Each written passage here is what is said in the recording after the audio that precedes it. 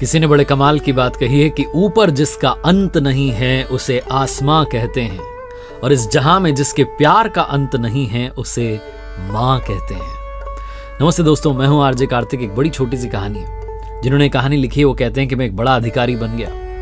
मेरे घर में सब कुछ था, खुशियां थी, लेकिन बस एक चिंता सताती थी, वो थी माँ की। मेरी माँ की एक आंख नहीं थी और मेरी माँ की कमर हमेशा झुकी रहती थी।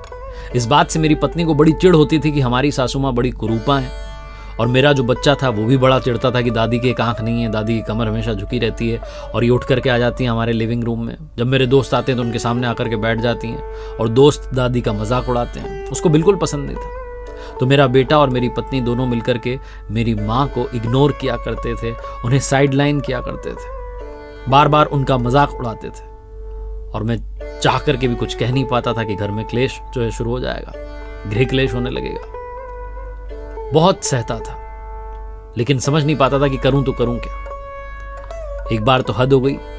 माँ जो थी वो तानों से परेशान हो गई और कहने लगी कि बेटा मुझे तो गांव में छोड़ा, तेरे मामा जी मेरी देखभाल कर लेंगे, वहीं रह लूंगी।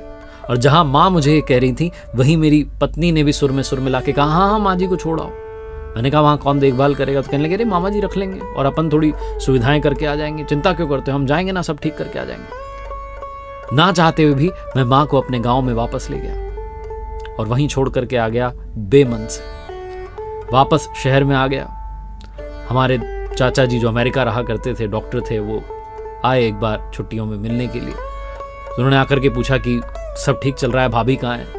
तो मैंने कहा माँ तो गाँव चली गई हैं। तो उन्होंने कहा चलो सब मिलने चलते हैं भाभी से। तो कार में बैठकर सब रवाना होकर गए गाँव में। जब गांव में गए हमारे पुराने घर में, तो जाकर के देखा कि माँ एक चारपाई पर लेटी हुई थी, गर्म बुखार में तप रही थी। चाचा जी को बड़ा गुस्सा आया कि माँ इस हालत में और तुम लोग वहां पर रह रहे हो शहर में। मैंने कहा कि अरे माँ की जिद थी। माँ कहने लगे, अरे देवर जी आप डांटो मत, मैं तो मेरी जिद से यहां आ गई। चाचा जी सब समझ चुके थे।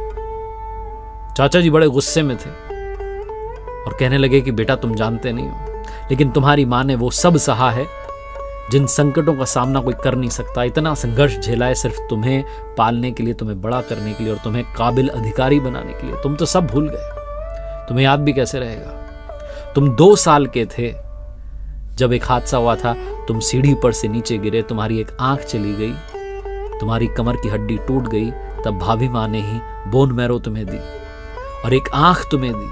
ये जो तुम दुनिया आज देख पा रहे हो, जो तुम सीधी कमर से चल पा रहे हो, सब भाभी माँ की देन है। मेरी आंखों से झरझर आंसू बहने लग गए। मेरी पत्नी की आंखों में आंसू थे। चाचा जी बहुत गुस्से में थे, कहने लगे कि चलो भाभी मैं आपको अमेरिका लेके चलता हूँ, इनके साथ रहो मत, ये रहने लायक लोग नहीं है। और मैं चाचा जी के पैरों में गिर करके कहने लगा कि चाचा जी क्षमा कर दो, जीवन भर हमने पाप किया, अपनी माँ को दुख दिया, अब तो थोड़ा सा पुण्य कमा लेने दो।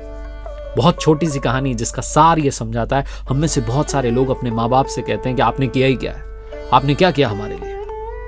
ये बात कहने से पहले 100 बार नहीं, 1000 बार नहीं, अनंत बार सोचिएगा, क्योंकि माता पिता ने वो सब सहा है जिसकी वजह से आप आज मुस्कुरा रहे हैं। जीवन में सबसे बड़ा सम्मान अपने माता पिता को दीजिए। जब उनसे प्रेम की बात आए तो पूर्ण समर्पण भाव से उनकी सेवा कीजिए। एक बार फिर से वही बात जो अक्सर आपसे कहता हूं, कर दिखाओ कुछ ऐसा कि दुनिया करना चाहे आपके जैसा। देखते रहिए हर सोमवार सुबह 9:30 बजे मेरे साथ एक नई कहानी, हर शुक्रवार सुबह 9:30 बजे लर्निंग सीरीज का एक नया वीडियो।